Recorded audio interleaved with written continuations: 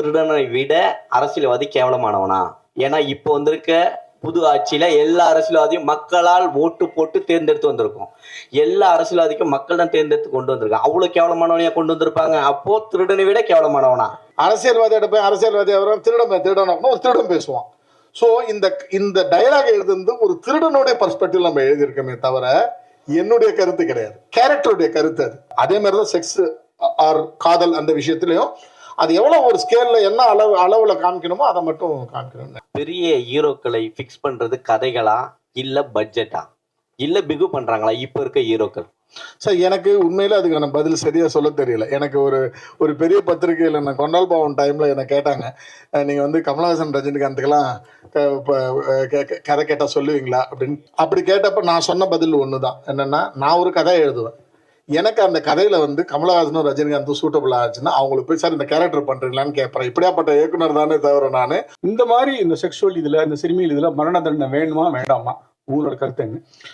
Sir நான் சிறுமிகள் பலாத்காரத்தை விட்டுட்டு நீங்க ஓவராலா என்கிட்ட கேட்டா நான் ரொம்ப ஸ்ட்ராங்கா சொல்லுவேன், நான் வந்து மரண தண்டனைக்கு எதிரானவன். நான் சொல்லிட்டேன், நான் முதல்ல சொல்லிட்டேன், நான் வந்து மரண தண்டனைக்கு எதிரான. வீரப்பன் மட்டும் தான் குற்றவாளியா? ஒரு பொலிட்டீஷியன் வெளில வந்தானா? ஒரு பியூரோக்ராட்ஸ் வெளில வந்தானா? இல்ல. சோ எப்பவுமே ஒரு குற்றத்துக்கு பின்னாடி நிறைய விஷயங்கள் இருக்குல்ல, அது எதுவுமே அனலைஸ் பண்ணாம ஒருத்தவனை மட்டுமே நம்ம குறி வைக்கிறோம், அவனுடைய மனநலத்துக்கு நம்ம இம்பார்ட்டன்ஸ் கொடுக்க மாட்டோம்ன்றது என்னுடைய கருத்து இது.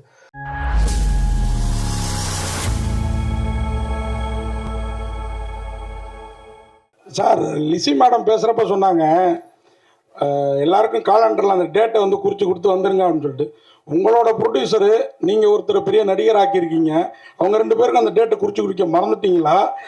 இல்லை அப்படிப்பட்டவரை போஸ்டரில் இவ்வளோ பெருசு போட்டிருக்கீங்க, இங்கே வரமாட்டாருன்னு தெரிஞ்சு அந்த 2 லட்சம் ரிட்டர்ன் கொடுத்ததுனால போஸ்டரில் போட்டிருக்கீங்களா இங்கே? ஓகே, இல்லை அப்போ அது இல்லை சார். என்னன்னா இந்த மொரிஷியஸ் ஷூட் வந்து சப்சிடி பேஸ்டு ஷூட்டு. அவங்க வந்து ஒரு டைம் லைன் கொடுக்குறாங்க, இந்த டேட்டுக்குள்ள இந்த ஷூட்டை ஜூன் 5th ஜூன் 10th முடிச்சே தீரணும்னு சொல்றாங்க. ஸோ இந்த நோட்டீஸ் அவருக்கு வந்து இந்த இன்டிமேஷன் அவருக்கு வந்ததே வந்து 20 நாளைக்கு முன்னாடி ஆயிடுச்சு. ஸோ அதனால அவர் வந்து இந்த ப்ரெஸ் மீட்லாம் அரேஞ்ச் ஆகிறதுக்கு முன்னாடியே மொரிஷியஸ் டிராவல் ஆயிட்டாரு. இன்ஃபேக்ட் நான் 30ஆம் தேதி ரேகாவுக்கு தெரியும், 30ஆம் தேதி இதை பண்ணலாம் ரங்கராஜ் பாண்டே கிளம்புறதுக்கு முன்னாடி அப்படின்னு யோசித்தோம். நாங்கள் பிஆர் யுவராஜ் கூட பேசணும், பட் அவருடைய ஸ்லாட்டாக இருந்ததால எங்களுக்கு அது புக் பண்ணி வந்தால் எங்களுக்கு கிடைக்கல. அதாவது 2 லட்சத்துக்கெல்லாம் முகம் கிடையாது, அந்த இடத்துல இருக்க வேண்டிய முகம் அது. உங்களுக்கு வந்து அவர் ஒரு அரசியல் பேசுறப்போ ஒரு சில அரசியல் அவர் பேசுவார்ல, ரங்கராஜ் பாண்டே பேசுவார்ல, அரசாங்கத்துக்கு சார்பா ஒரு அரசியல் பேசுவார் இல்லைங்களா, அந்த கேரக்டரா இருக்கார் படத்துல. அவர் ஒரு மெயின் கேரக்டர் அவர். அப்ப அவர் பேசுறப்ப வர கோபம் வந்து உங்களுக்கு வரணும்ன்றதுக்காக தான் அவரே கேஸ் பண்ணது. இல்ல கண்டிப்பா 15ஆம் தேதி வருவாரு, உங்களுக்கு நிறைய கண்டென்ட் கொடுப்பாரு. சார் ரைட் சார், இந்த லட்சுமிகாந்தன் கொலை வழக்கு வந்து ரொம்ப ஃபேமஸான ஒரு, அது நீங்க ட்விஸ்ட் பண்றதுக்காக அதை வச்சிங்களா, அது ஃபேமஸான அந்த டைட்டிலுங்கிறதுக்காக வச்சிங்களா? இல்லை ஒரு விஷயம் ஆடியன்ஸ் வந்து அந்த கதை தான்ட்டு வந்து அது இல்லைன்ட்டு டைவர்ட் ஆகிறதுக்கு சான்சஸ் இருக்கா? இல்லை சார், இப்போ சிறை அப்படின்னு ஒரு படம் நம்ம சக்தி சார் ஆர்சி சக்தி சார் இருந்தது, அதே திரும்ப சிறைன்னு வந்துச்சு, இப்போ ரீசெண்டாக வந்துச்சு. ஒரு ஒரு ஒரு ஆடியன்ஸ் வந்து ஒரு படத்தை அப்ரோச் பண்ணுறப்ப நான் பார்க்கணுன்னு டிசைட் பண்ணுறப்ப ஒரு டைட்டில் ரொம்ப முக்கியமாகுது, ஒரு இன்வைட்டிங்கான ஒரு விஷயமாகுது. எனக்கு வந்து பரபரப்புக்காகலாம் நான் வைக்கல, எனக்கு வந்து இந்த படத்துக்கு லட்சுமிகாந்தன் கொலைக்கு வந்து ரொம்ப ரொம்ப ஆப்டான டைட்டில். இன்னொரு விஷயம் என்னன்னா, இது எல்லாமே யோசிக்கிறதுக்கு முன்னாடி இதை நான் பேட்டர்ன் ரைட்டிங்ல ரெஜிஸ்டர் பண்ணி வச்சிருக்கேன். ஆல் இண்டியா பேட்டர்ன் ரைட்டிங்ல இந்த டைட்டில் ரெஜிஸ்டர் பண்ணி வச்சிருந்தேன். என்னைக்காவது ஒரு நாள் யூஸ் பண்ணுறப்ப எனக்கு இந்த படத்துக்கு அது ரொம்ப ஆப்டா பட்டுச்சு, பிளஸ் ஒரு இன்வைட்டிங் டைட்டில் ஃபீல் ஆச்சு எனக்கு, அவ்வளவுதான். டைரக்ட் சார், இங்க சார் நீங்கள் பேசிட்டு இருக்கும்போது படத்தில் ஒரு டைலாக் வச்சுருக்கோம், அது ரொம்ப இக்கட்டான டைலாக் அப்படின்னு சொன்னீங்க. அரசியல்வாதி பையன் அரசியல்வாதி ஆகலாம், திருடனோட பையன் திருடன் ஆகக்கூடாதா கேட்டீங்க. திருடனை விட அரசியல்வாதி கேவலமானவனா? ஏன்னா இப்போ வந்திருக்க புது ஆட்சியில எல்லா அரசியல்வாதியும் மக்களால் ஓட்டு போட்டு தேர்ந்தெடுத்து வந்திருக்கோம். எல்லா அரசியல்வாதிக்கும் மக்கள் தான் தேர்ந்தெடுத்து கொண்டு வந்திருக்காங்க. அவ்வளவு கேவலமானவனையா கொண்டு வந்திருப்பாங்க? அப்போ திருடனை விட கேவலமானவனா? ஓகே சார், இதுக்கான பதில் சூப்பர், நல்ல சிறப்பான கேள்வி. விஷயம் என்னன்னா சார், ஒவ்வொரு தனி மனிதனும் அவனுடைய நியாயத்தை பேசுறப்ப நம்ம என்ன பேசுவோம்னா, நமக்கு எது சரியான நியாயமா, டே அவன் அடிக்கிறான் நான் அடிக்கூடாதா அப்படின்னு பேசுவோம். அரசியல்வாதியோட போய் அரசியல்வாதி அவரும் திருடன் ஒரு திருடன் பேசுவான். ஸோ இந்த டயலாக் எழுதுறது ஒரு திருடனுடைய பர்ஸ்பெக்டிவ் நம்ம எழுதியிருக்கோமே தவிர என்னுடைய கருத்து கிடையாது, கேரக்டருடைய கருத்து அது. நான் சொல்லல, கேரக்டர் அப்படி சொல்லுது. அந்த கேரக்டர் வந்து என்ன ஃபீல் பண்ணுது, ஒரு அரசியல்வாதி ஆகிறப்ப திருடன் ஆகக்கூடாதா அப்படின்னு அந்த கேரக்டர் பேசுது.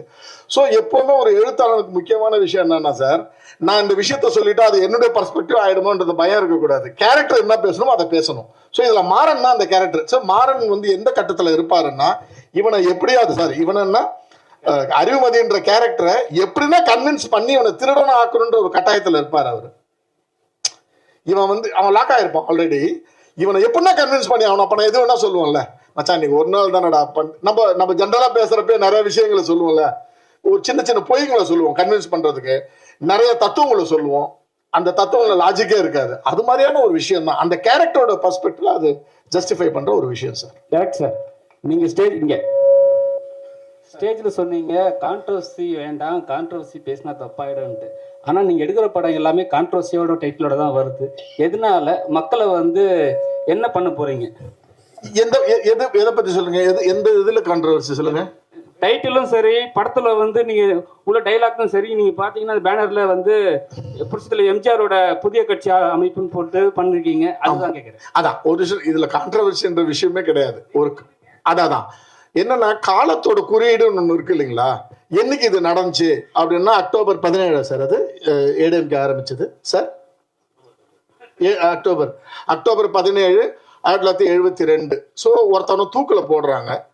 எனக்கு வந்து அந்த தூக்கில போடுறப்ப அந்த தூக்கில போடுறதுக்கு பேரலா ஒரு ரேடியோ நியூஸ் வேணும். ரேடியோ நியூஸ் சொல்றப்ப நான் தமிழ்நாட்டில் வந்து அக்டோபர்ல நடந்த 72 அக்டோபர்ல நடந்த முக்கியமான நிகழ்வு என்னன்றப்ப எம்ஜிஆர் கட்சி ஆரம்பிச்சாரு. அதுக்கு முன்னாடி கலைஞர் வந்து 15ஆம் தேதியோ 14ஆம் நாளோ எக்ஸ்பெல் பண்ணாங்கன்ற விஷயம் இருக்கு இல்லைங்களா, அது வரும். அதன் பிறகு எனக்கு அடுத்தது கிடைச்ச நியூஸ் என்னன்னா, மெக்சிகோவில் ஒரு ட்ரெயின் ஆக்சிடென்ட் ஒன்று ஆயிருக்கு. அதில் 272 பேர் செத்து போயிருக்காங்க. அன்னைக்கு அந்த அக்டோபர் 17 செத்து போயிருக்காங்க. 16ஆம் தேதி ஆக்சிடென்ட் ஆயிருக்கு, 17ஆம் தேதி. ஸோ எல்லாமே வந்து ஒரு நியூஸா படிக்கிறப்ப ஓகே இந்த நாள்ல இந்த விஷயம் நடந்துச்சுன்றது பதிய வைக்கிறதுக்காக எடுத்துக்கிட்டு ஒரு குறியீடு, அவ்வளவுதான் நாள் குறியீடு சார். தயாள் சார், அதே மாதிரி படத்துல டக்கு புக்குன்னு தர்புகா சிவா பாட்டுலாம் போடல, நான் அப்படி கேட்கல அப்படிலாம் சொன்னீங்க. நான் ஒரு சீன்லயே இந்த ட்ரெய்லர் மாதிரி காட்டினதுல எங்களை உட்கார வச்சுட்டீங்க. அந்த விஷயத்துல நீங்க எல்லா படத்துலையுமே கரெக்டா அந்த பெட்ரூம் அந்த சம்மந்தப்பட்ட விஷயங்களை ரொம்ப அழகா எடுப்பீங்க. இப்படி ஒரு கிரைம் இந்த மாதிரி படத்துல எப்படி அந்த மாதிரி சீன் யோசிக்கிறீங்க? சாப்பிட்ற மாதிரி ஒரு சீன், அதுதான் கேட்குறேன். எப்படி அதை யோசிக்கிறீங்க? நான் எல்லா படமும் பார்த்துருக்கேன். உங்களுக்கு வரலட்சுமி நடிச்ச படம், அந்த படம் மாருதி கிளுகிழுப்பா இருக்குன்றீங்களா? இல்லைன்னு இருக்கு, ஆனா பாட்டுல கிளுகிழுப்பு இல்லை அப்படின்னு சொல்றீங்க சார். 2 விஷயம் சார், நான் ரொம்ப ஸ்ட்ராங்கா இருக்கேன். படம் பார்த்துட்டு ஒரு டிஸ்ட்ரிபியூட்டர் இங்கே தான் உட்காந்துருக்காரு, அது இருக்காரு பாருங்க, குமார் என்கிட்ட ஒரு விஷயம் கேட்டார். என்ன கேட்டார்னா, படம் பார்த்துட்டு பயங்கர எக்ஸைட் ஆகி சார் செம்ம சார் நீங்க கீழ்ச்சிட்டீங்க சார் அதெல்லாம் சொன்னார். சொல்லிட்டு ஒரு வார்த்தை என்ன கேட்டாரு, சார் அவ்வளோ குத்துறா ரத்தம் வராதா சார்? சார் இவ்வளோ படம் எடுக்கிறேன் ரத்தம் வராதுன்னு எனக்கு தெரியாதா சார்? ரத்தம் வரும், அந்த இடத்துல குத்துனா இவ்வளோ ரத்தம் பீரிட்டு வரும்னு எனக்கும் தெரியும். என் படத்தில் நான் ரத்தம் காமிக்க மாட்டேன். ஸோ எல்லாத்துக்கும் நான் ஒரு அளவுகோல் வச்சிருக்கேன், ஸ்கேல் வச்சிருக்கேன். செக்ஸ் இவ்வளோ தான் காமிக்கணும், வயலன்ஸ் இவ்வளோ தான் காமிக்கணும். ஆக்சுவலாக பார்த்தீங்கன்னா கத்தியால குத்திருப்பாரு. இவரே வந்து கேட்டாரு, சார் கையில ஏதாவது ஒண்ணுமே வேணாம் சார், இதெல்லாம் என்ன நீங்க குத்துனீங்கன்னு மக்களுக்கு கம்மியாக இருக்கும். என் படத்துல எனக்கு வேணாம். எனக்கு சென்சார் ஆஃபீஸர்ஸ் எப்பவுமே ஒரு சப்போர்ட் இருக்கும் சார். அவங்க படம் பார்த்துட்டு சொல்லுவாங்க, ஏங்க உங்களுக்கு ஆக்சுவலாக இதெல்லாம் கட் பண்ணணும், ஆனால் எனக்கு கட் பண்ண, ஏன்னா நீங்கள் சொல்ல வர விஷயம் கரெக்டாக இருக்குது அப்படின்னு சொல்லுவாங்க. எனக்கு எப்படின்னா ஒரு பேலன்ஸ்டான படமாக இருக்கணும். அந்த ரத்தம் அந்த ரத்தம் தோய்ந்த அந்த கைகள் தான் என் படத்தை எலிவேட் பண்ணணும்னு எனக்கு தோணலை. அதே மாதிரி தான் செக்ஸ் ஆர் காதல் அந்த விஷயத்துலையும் அது எவ்வளவு ஒரு ஸ்கேல்ல என்ன அளவுல காமிக்கணுமோ அதை மட்டும் காமிக்கணும்னு நினைக்கிறேன் சார். அப்புறம் இந்த போஸ்டர் பத்தியும் ஒரு கேள்வி. இப்ப விஜய் காலமா இருக்குது, மாண்புமிகு விஜய் காலமா இருக்குது. எம்ஜிஆர் கலைஞர் 2 பேரும் போடுறீங்க, உங்க பீரியட் கதைன்னு சொல்லிட்டீங்க. நீங்க தினமணியை மட்டும் மென்ஷன் பண்ணிருக்கீங்க, என்ன ரீசன்? இல்ல எனக்கு இதுல இருந்து எடுத்தது சார், அது நெட்ல இருந்து எடுத்தது. அதுல ரொம்ப இது நான் கிரியேட் பண்ணது கிடையாது. ஏன்னா நான் வந்து தேடணும் எந்த நியூஸ் பேப்பர்ல வந்து அது ப்ராமினன்ட், இது மட்டும் தான் எனக்கு கிடைச்சது. அதர்வைஸ் எனக்கும் தினமணி ஹீரோ சார் சார் அப்படிதான் எல்லாரும் ஹீரோயினை வந்து எங்களுக்குள்ளார பேசுறதுக்கு நேரமே இல்லைன்னு சொன்னா அப்புறம் அடுத்த படத்துக்கு கால்ஷீட் கொடுப்பீங்களா கொடுக்க மாட்டீங்களா? அவருக்கு இல்ல யாருக்குமே பேசுறதுக்கு டைம் இல்லையே. மொத்த படமே 20 நாள் தான் எடுத்திருக்காங்க. அதுல 4 நாள் வந்துட்டு போறோம். சார் ஒரு நாள் சார் எல்லாம் நான் பார்க்கவே இல்லை. அது பிளான்டா நடந்ததுனால கரெக்டா ஆர்கனைஸ்டா பண்ணாரு. நான் எதுவும் பிளான் பண்ணல. டைரக்டர் சார், ஜெயகாந்தன் ஒரு நாவலில் சொல்லுவார், இந்த மாதிரி கொலைக்கு கொலை ஆகாதுன்னு சொல்லி. ஆமா. அது முடிவாக சொல்லியிருப்பாரு. நீங்கள் ஏன் சொல்ல மாட்டேங்கிறீங்க? இல்ல எனக்கு வந்து எப்படின்னா என்னுடைய பர்ஸ்பெக்டிவ் கேட்டீங்கன்னா கொலைக்கான இது மரண தண்டனைன்றது வந்து நான் வந்து எதிர்க்கிறேன். என்னுடைய பர்ஸ்பெக்டிவ் நான் அதை திணிக்க விரும்பல. என்னுடைய பார்வை அது. என்னுடைய பார்வையும் இதுல சொல்லியிருக்கேன். ஆப்போசிட்ல மரண தண்டனை கரெக்ட்னு சொல்றவங்களுடைய பார்வையும் சொல்லியிருக்கேன். என் படத்துல நான் ப்ரொடியூஸ் பண்றேன்றதுக்காக நான் நினைக்கிற விஷயத்தெல்லாம் சொல்ல முடியாது. நான் வந்து அதை ஒரு ஆர்குமெண்ட்டுக்கு உங்க முன்னாடி வச்சிருக்கேன். எது சரி எது தவறு அப்படின்றத வந்து நீங்க சூஸ் பண்ணுங்க. ஐ மீன் 2 ஆர்குமெண்ட்டை வச்சு நீங்க சூஸ் பண்ணுங்க தவிர நான் ப்ரொடியூசரு நான் டைரக்டர்ன்றதுக்காக நான் நினைக்கிற விஷயத்தை திணிச்சு தான் சரின்னு நான் சொல்ல விரும்பல. இன்ஃபேக்ட் எண்டில் அதை தான் நான் சொல்றேன். இதுல சரி தப்புன்றது வந்து 17th செஞ்சுரியில மரண தண்டனை ஆரம்பிச்ச காலத்துல இருந்தே இருக்கு. உங்களுடைய குரல் எது இருக்கோ அதை நீங்க பதிவு செய்யுங்க. அந்த பதிவுக்கு அந்த குரல் தான் உரிமைக்கான ஒரு மாற்றத்துக்கான ஒரு இதுவா இருக்கும் அப்படின்ற மாதிரி தான் படத்தை முடிச்சிருப்பேனே தவிர எங்கேயுமே நான் வந்து நான் என்னுடைய கருத்து இது நீங்க கேளுங்க அப்படின்னு நான் சொல்ல விரும்பல சார். நான் பிரிக்கிட்டா இவ்வளோ நேரம் பேசின யாருமே இந்த லட்சுமிகாந்தன் யாரு, கொலை பண்ணது யாரு, உண்மையிலே குற்றம் சாட்டப்பட்ட வெளியில் யாருன்னு சொல்லலை. அவங்களாம் அந்த கூட்டத்தில் இருக்காங்களா? உங்களுக்கு கதை தெரியுமா? கொஞ்சம் சொல்லுங்க. இல்ல சார், அது சொல்லக்கூடாது. படம் நீங்க பாக்கணும்ன்றது தான் வந்து இங்க பிளானே. ஸோ அதனால அதை வந்து என்னால் ரிவீல் பண்ண முடியுமான்னு தெரியல டைரக்டர் கிட்ட கேட்காம. ஸோ அதனால யார் இந்த லட்சுமிகாந்தன், என்ன கொலை வழக்கு, அதுதான் டைட்டிலே, அதுதான் கதை. அதனால எங்களால் அது சொல்ல முடியல. இப்போ நீங்க கண்டிப்பா படம் பார்த்தா உங்களுக்கு நல்லாவே புரியும்னு நினைக்கிறேன். ஐ திங்க் அதுக்கு ஆக்சுவலா இந்த கொஸ்டினுக்கு ஆன்சர் பண்ணக்கூடிய கரெக்ட் பர்சன் டைரக்டர் தான் நினைக்கிறேன். ஸோ யா, இதுதான் ஆக்சுவலா கரெக்ட் தானே சார்? படம் வெற்றி சார். வெற்றி சார் இங்கே. Thank you sir. டைரக்டர் வந்து நிறைய பேர்கிட்ட கதை சொல்லணும்னு சொன்னார். நீங்கள் உங்ககிட்ட கதை சொல்லும்போது எந்த இடத்துல நீங்கள் கன்வின்ஸ் ஆனீங்க? ஏன்னா இது வந்து ஒரு பெரிய நடந்த விஷயம். இதில் நீங்கள் கன்வின்ஸ் ஆனீங்க? இல்ல கன்வின்ஸ் ஆனது வந்து அவர் சொன்னார்ல அந்த பாயிண்ட் தான். தூக்கு தண்டனை கரெக்டா தப்பா அது ஆடியன்ஸ் கிட்ட நம்ம விட்டுருவோம் அப்படின்னு சொன்னதுதான் கன்வின்சிங் பாயிண்ட். உங்களோட கருத்து? என்னோட பர்சனல் பெர்ஸ்பெக்டிவ் வந்து தவறு. தூக்கு தண்டனை தேவையில்லை. அவங்கள வேற மாதிரி திருத்தலாம், வேற மாதிரி பாடம் சொல்லி கொடுக்கலாம். அவர் சொன்ன மாதிரி அவனுக்கு ஏன் அந்த மனநிலை கொடுக்குற அப்படின்ற கேள்வியை நம்ம முன் வச்சா நல்லதுன்னு நினைக்கிறேன். டைரக்ட் சார் நீங்க பேசும்போது இன்னொன்று சொன்னீங்க, நான் பெரிய ஹீரோக்கள் கிட்ட போய் டைம் டேட் வாங்க முடியாதுன்னு. பெரிய ஹீரோக்களை ஃபிக்ஸ் பண்றது கதைகளா இல்ல பட்ஜெட்டா இல்ல பிகு பண்றாங்களா இப்ப இருக்க ஹீரோக்கள்? சார் எனக்கு உண்மையில அதுக்கான பதில் சரியா சொல்ல தெரியல. எனக்கு ஒரு பெரிய பத்திரிகையில் நான் கொண்டால் பாவம் டைம்ல என்ன கேட்டாங்க, நீங்க வந்து கமலஹாசன் ரஜினிகாந்துக்கெல்லாம் கதை கேட்டா சொல்லுவீங்களா அப்படின்னு.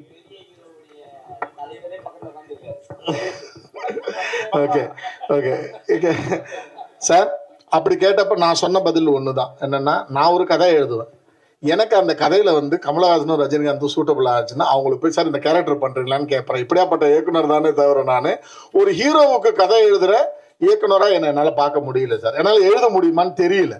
அதனாலதான் நான் சொன்னேன், என்ன ஒரு பெரிய யூடியூபர் வந்து இந்த கதையை கேட்டுட்டு சார் தான் எனக்கு கனெக்ட் பண்ணி விட்டாரு. போயிட்டு ஒரு ஹீரோ கிட்ட கதை சொல்லுங்கன்னு சொன்னப்ப நான் சொன்னேன், இல்லை சார் எனக்கு முடியாது, எனக்கு அந்த பொறுமையும் கிடையாது, எனக்கு நல்ல ஆக்டர் வேணும், நான் வந்து என்னால் வந்து அவங்க சொல்கிற விஷயங்களை கன்வின்ஸ் பண்ண அப்படி பண்ண முடியாது. நான் ஒரு வாட்டி ஒரு பவுண்ட் ஸ்கிரிப்ட் கொடுப்பேன், அதில் என்ன டவுட் இருக்கோ கேட்டுருணும், கேள்வி கேட்ட பிறகு எனக்கு பதில் சொல்ல தெரிஞ்சா பதில் சொல்ல தெரியுமா, இல்லாட்டினா நீங்கள் சொன்னது சரியா இருந்தால் அதை நான் இம்ப்ளிமெண்ட் பண்ணுவேன். ஃபார் எக்ஸாம்பிள் வெற்றி சார் நிறைய இடத்துல எனக்கு டைலாக்ல சின்ன சின்ன கரெக்ஷன்ஸ் சொன்னார். அந்த விஷயங்களை நான் கன்வின்ஸ் ஆனால் இம்ப்ளிமெண்ட் பண்ணேன். பிரிகேடா கூட 2-3 இடத்துல சார் இது எப்படி வச்சுக்கலாமா அப்படின்னு சொல்லி கேட்டாங்க. கன்வின்ஸ் ஆன ஒத்துக்கிட்டேன். எனக்கு எது சரியானு படுதோ அதுதான். அதன் பிறகு ஒரு 3வது லேயர் வரைக்கும் நான் ஆர்குமெண்ட் வச்சுக்க மாட்டேன் சார். இல்லை சார் இதை கரெக்டாக பண்ணிடலாம் அப்படின்னு சொல்லிட்டு நான் விட்டுடுவேன். ஸோ எனக்கு பெரிய ஹீரோ கிட்ட பிரச்சனைன்னு நான் பார்க்கறது என்னன்னா, நான் ஒரு வாட்டி கதை சொல்லுவேன், ஒரு கரெக்ஷன் சொல்லுவேன். எனக்கு அதுல உண்மையிலே எனக்கு தெரியல. இப்போ மோகன்லால்லாம் அது மாதிரியான லீக்லே இல்லையே சார். இப்போ Drishyam 3 வந்தப்போ பார்த்தீங்கன்னா அந்த லீகே கிடையாது. பெரிய ஹீரோனா அதுக்கான செலவு தான் பண்ணணும். அந்த படத்தோட ப்ரொடக்ஷன் வேல்யூ பார்த்தாலே உங்களுக்கு தெரியும் என்ன செலவு பண்ணியிருக்காங்க. ஒரு 2.25 மணி நேரம் படத்துக்கு என்ன செலவு பண்ணியிருக்காங்க. 68 சீனு 70 சீனும் 43 சீனு வீட்டில் என்ன செலவு பண்ணியிருப்பாங்க. ஸோ அது இல்லை சார். அதை யாரும் நிறைய பேருக்கு புரியல. ஏன் இந்த கொஸ்டின் இங்க வருதுன்னா, பல நூறு இயக்குனர்கள் இளம் இயக்குனர் சுத்துறாங்க. ஒரு 2 படம் ஹிட் ஆனாவே போன் எடுக்க மாட்டாங்க. அதுக்கு முன்னாடி அவன் காலை பிடிச்சி தொங்கிட்டு இருக்கான். அதுக்குதான் கேட்கிறோம். அதுக்கு அவ்வளவுதாங்க சார். அப்புறம் அப்புறம் நீங்க பேசும்போது சொன்னீங்க இந்த மாதிரி நடு ரோட்ல ஒருத்தனை கொலை பண்ணாக்கா அவன் சாவனை பத்தி கவலை இல்லை, அதுக்கு வெட்டுறவனை வந்து ஏன் நல்ல புத்தி கொடுக்கல அப்படின்னு சொல்லிட்டு நான் கடவுளை கேட்பேன்னு சொல்லிட்டு, ஒரே மாதிரி எல்லா மனுஷனும் இருக்க முடியுமா நீங்க நினைக்கிற மாதிரி? இப்போ வந்து வெட்டுறவன் வந்து நல்ல புத்தி அவன் வெட்ட போறான், அந்த மாதிரி வெட்டுறவனுக்கு நீங்க தண்டனையை கொடுக்கக்கூடாது அப்படின்னு சொல்லிட்டு சொல்ல வரீங்க. உங்க எண்ணம் அப்படிதான் இருக்கு.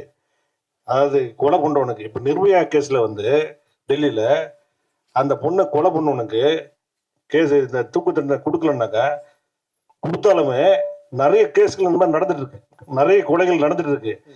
ஆனா நீங்க வந்து இந்த மாதிரி தூக்கு தண்டனையே தேவையில்லை அப்படின்னு ஒரு பர்ஸ்பெக்டிவ் எப்படி நீங்க கொண்டு வரீங்க இந்த படத்துல? இப்ப ஒரு விஷயம் சார், நீங்க சொன்னதுல ஒரு விஷயம் நான் டிஃபர் ஆகுறேன். வெட்டு வாங்குறவனை பத்தி எனக்கு கவலை இல்லைன்னு நான் சொல்லலை. அது நீங்களா சொன்னீங்க. நான் சொன்னது நான் வெற்றவனுடைய பர்ஸ்பெக்டிவ்ல பாக்குறப்ப ஏன் அவனுக்கு அந்த அந்த அந்த மனநலத்தை, ஏன் அந்த ஒரு அசாதாரண மனநலத்தை கடவுள் அவனுக்கு கொடுத்துருக்காருன்னு எனக்கு ஃபீலிங் வருது. இல்லைங்க, நான் ஒரு ஃப்ளோல கடவுள்னு சொன்னேனே தவிர, நான் ஜென்ரலா என்னுடைய தாட் ப்ராசஸ் எங்க போகும்னா, அவனுக்கே அந்த மனநிலை கொடுக்குறாங்க இருக்கு. நான் நல்லா யோசிக்கிறேன்ல, ஏன் அவன் தப்பா யோசிக்கிறான், ஏன் அவனுக்கு ஒரு அப்நார்மாலிட்டி ஏன் அவனுக்கு இருக்குன்னு யோசிக்கிறேன் நான். இந்த படத்துலயும் நான் பேசியிருக்கிற விஷயம் அவ்வளவுதான். நீங்க நல்ல கரெக்டா ஒரு விஷயம் சொன்னீங்க சார். டெல்லி கேஸ் ஆன பிறகு, நிர்பயா கேஸ் ஆன பிறகு எவ்வளவு ரேப் கேசஸ் நடந்துதான் இருக்கு. சோ நாங்க இதுதான் படத்துலயும் பேசுறோம். என்னன்னா, ஒரு மரண தண்டனைன்றது வந்து எந்த குற்றத்தையும் தடுத்துறாது. அதே மாதிரி ஒரு விஷயம் பாருங்க, நம்மளுடைய ஹெல்த்துக்கு, மனநலத்துக்கு, உடல்நலத்துக்கு கொடுக்கிற ஒரு முக்கியத்துவத்தை நம்ம மனநலத்துக்கு கொடுக்கறோமா அப்படின்னு பாருங்களேன். நம்ம வீட்டுல ஒரு ஜென்ரலா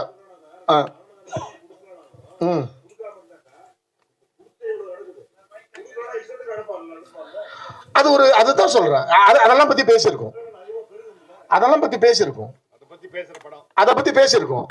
அததான் இவரு சொல்றாரு, அவரு இல்லைன்னு சொல்றாரு. இது எனக்கு இதெல்லாம் ரொம்ப பிடிச்சிருக்கு. நீங்க என்னென்ன பேசுறீங்களோ இதெல்லாம் படத்துல இருக்கு.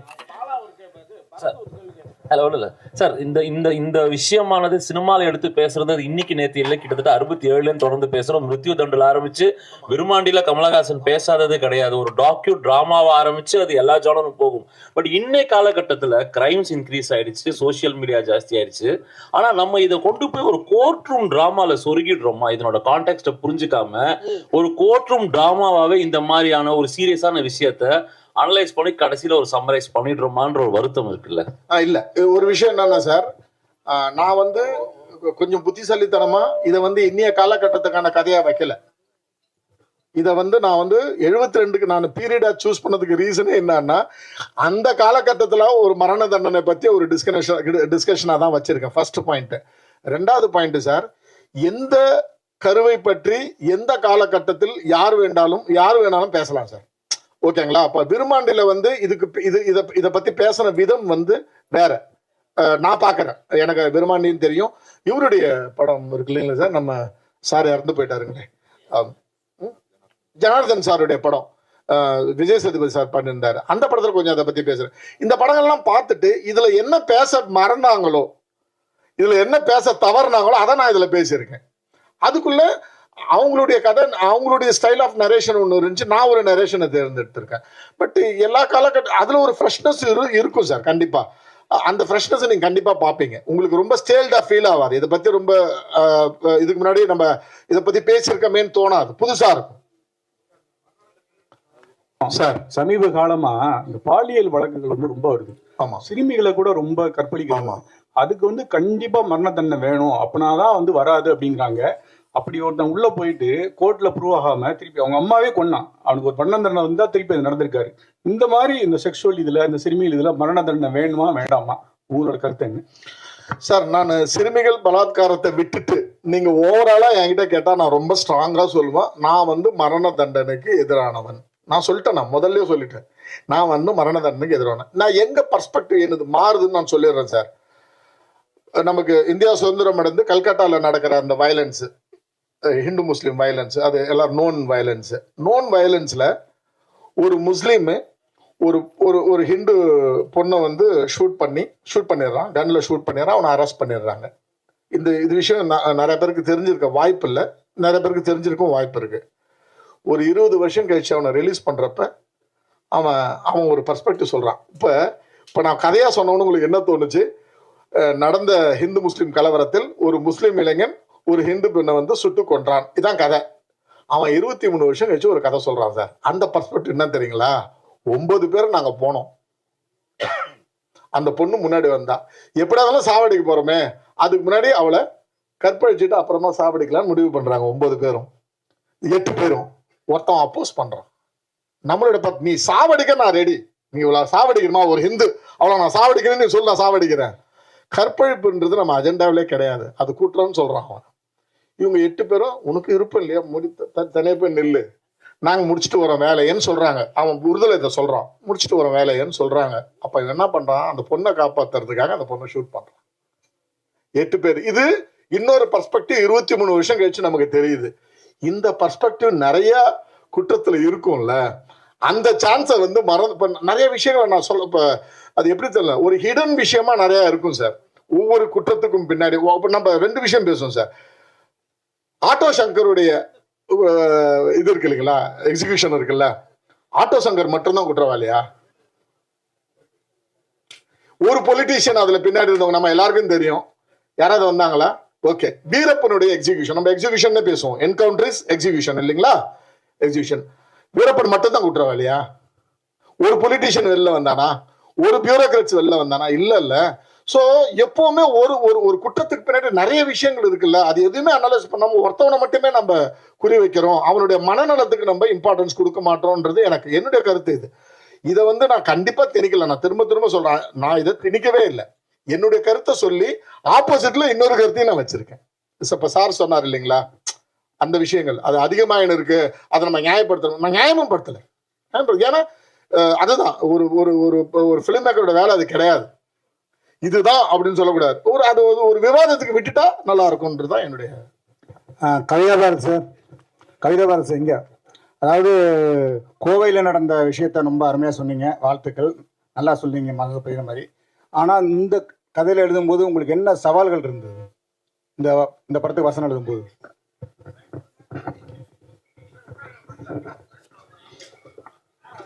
சவாலுங்கிறது என்னன்னா, 2 எதிர் கருத்துகள் 2 பேருக்கும் பேசுறவங்களுக்கு அது நியாயம். நீங்க எப்பவுமே ஒரு தரப்பு எடுத்து பண்ண முடியாது. நீங்க அவர் சொல்ற மாதிரி மரண தண்டனைக்கு நான் எதிராக இருக்கேன்னு சொன்னா ஆதரிக்கிறவங்களை நான் வீக்கா எழுதிடக்கூடாது. இந்த படம் வெறும் கதை மட்டும் இல்லை, இதுக்குள்ள ஒரு வாதம் இருக்கு, இதுக்குள்ள ஒரு தர்க்கம் இருக்கு. அந்த தர்க்கம் பெரிய சவாலா இருந்தது.